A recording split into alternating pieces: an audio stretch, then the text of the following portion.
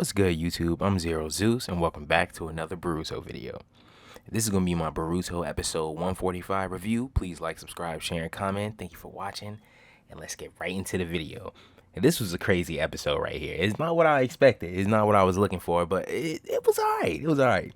So, let's just talk about how the shinobi that we know are just growing, and just like it's nice to see them thinking like the way they would go about it.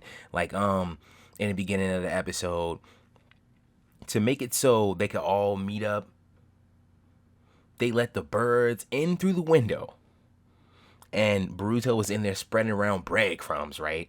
And they basically used that as an excuse because they knew they were gonna make them clean the rooms and blase and stuff like that. So I kind of like how they manipulated the situation a little bit. And like 5 minutes in, they're like, yeah, so that worked perfectly, right? And it's like, okay, so they didn't just get caught up in something stupid. They did this on purpose, and I thought that was really cool.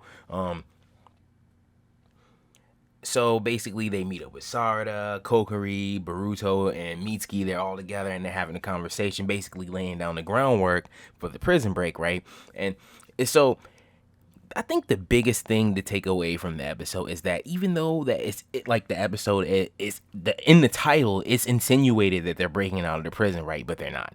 Spoiler. They're not. I like it. That kind of, it sucks, right? But it's okay. It's okay. But we're gonna get into why. So everybody had their individual jobs. Like I think they had like Mitsuki clog up the water drain system.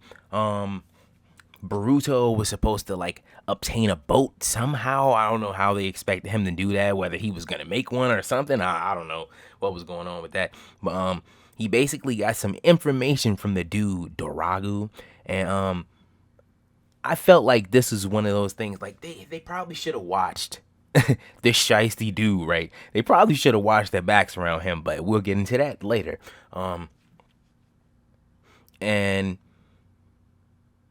yeah, so basically they're laying the groundwork for their jobs and stuff. And while they're doing this, Kokiri, he just hurry up and speed cleans the room. I guess like he's like, yeah, I don't have nothing else to offer. I don't have anything to add to the situation right now, but I can clean up for everybody, right? So he cleaned the whole room in the background. You could just see him goofily running around, cleaning up and stuff.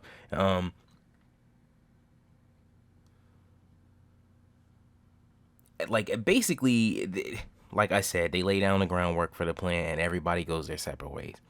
All right, and so like while they're on the outside talking, this dude Kidama, he just seems to be in the wrong place at the wrong place, at the wrong place at the wrong time all the time, right? And you could kind of see that it was something more to him in the last few episodes, that like or at least they wanted you to notice him, because they just always put perspective on him like a lot. So I thought like that was cool that we finally got to see they touched down on him, and we're gonna definitely get into that because his backstory is crazy, right? So basically he overhears the conversation as they're about to break off and leave, right? And Mitsuki, right? And Mitsuki definitely caught a W this episode, and I'm gonna tell you why.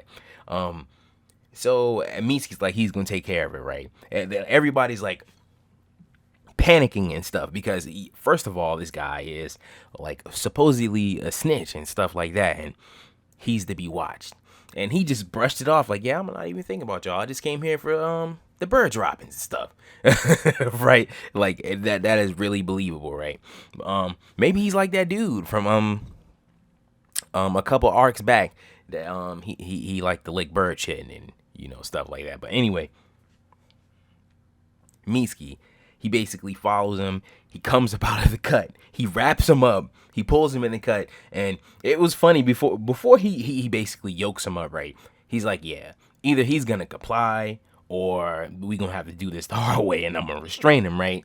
And I just like seeing that in him, right? And even though he could have just knocked him out or did whatever he was going to do to him, right? He actually wanted to talk to him. And this is when he's basically trying to fill him out, because it seems like he's not that guy that everybody tries to make him out to be, I guess.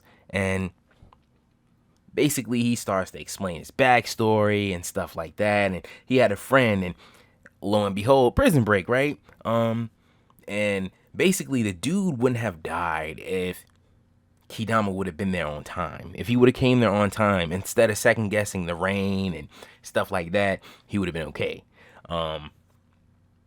And so, like, I feel like this is gonna tie into further episodes, or like at least the next 2 episodes. I think that's how many episodes 11. I don't know, but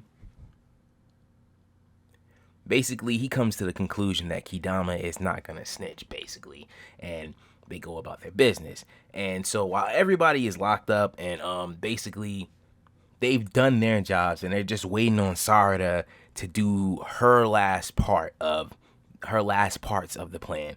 And basically she's supposed to send them a signal through this window, right?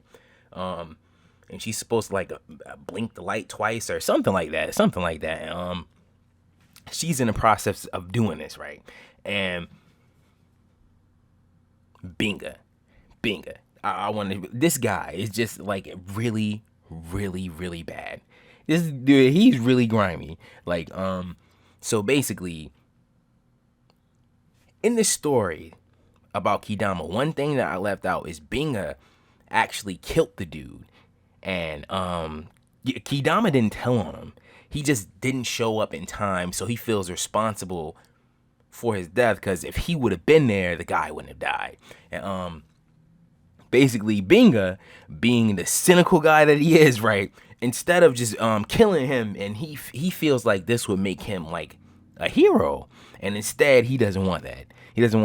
He's gonna tell him that he valiantly came and warned him of a prison break, and to make him look bad in the eyes of the other prisoners and have him shunned, and because at first, like, he was really beloved amongst them and stuff like that. And there you have it. You have the backstory on Kidama. That is crazy, right? It's crazy, right? And Binga, at the same time, he's also manipulating Doragu, because further on, he actually gives up the information that Boruto and him were having a conversation about a boat. And it's like, you come to realize that Doragu is not the person that he says he is. It's all an act, it's all a facade, and Binga's making it possible for him to have that facade.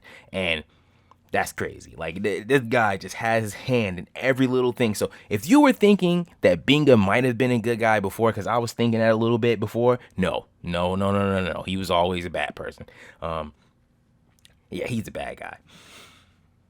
So basically, after Sarada turns on a water pump, right, which I think is she's like sneaking around doing a secret spy thing, and she turns the lever, basically, and then instead of going out the door, because like you could hear the guys on the outside of the door talking, she went through the sewer drain. And even though it's like a sewer, but it's like she's smart and resourceful, and I like seeing that. I think that's pretty cool, actually. So while she's running in the sewer, in these underground pathways, right, and it's not really a sewer, she runs into Binga. And he's looking for her this whole time. He's been searching and looking everywhere for her. He hasn't left no rock unturned, right? And he runs into her finally, and he's just asking her what she's been up to and stuff like that, and she's trying to brush it off like, yeah, I haven't really been doing anything. I've really just been doing a lot of research and stuff. And she was like making the excuse that she was going back to her room to pack up and leave, right? And Binga is not with that. And Sarada just comes out and lays it all on the table. Like, I know what you've been up to. I know what's going on. I have a grasp of what's going on here. And Binga, being afraid of his power being taken away, his position being taken away, he goes on the attack. Sarada, I feel like she should have been more prepared for this. But, like, at the same time, it's Binga, right? You don't, like, when you first look at him, I guess you're not really expecting that he might attack you like that, right? She turned her back, and he started shooting fireballs. He started shooting fireballs at her, right? And mind you, this looks so great while they're doing it. The few seconds that they're doing it, she's dodging around, and basically she gets hit dead on, I think, and it sent, or either she doesn't get hit, it hits the ground and it sends her falling all the way to the ground and she's like knocked unconscious. So yeah, we really didn't get a prison break this episode, but I think this was alright. This was alright. I'm okay with this. But anyway, I'm gonna have to end the review right here before I get to making it too long. But anyway, this is the end of the video. This has been my Boruto episode 145 review. Please like, subscribe, share, and comment. Thank you for watching. I'll see you all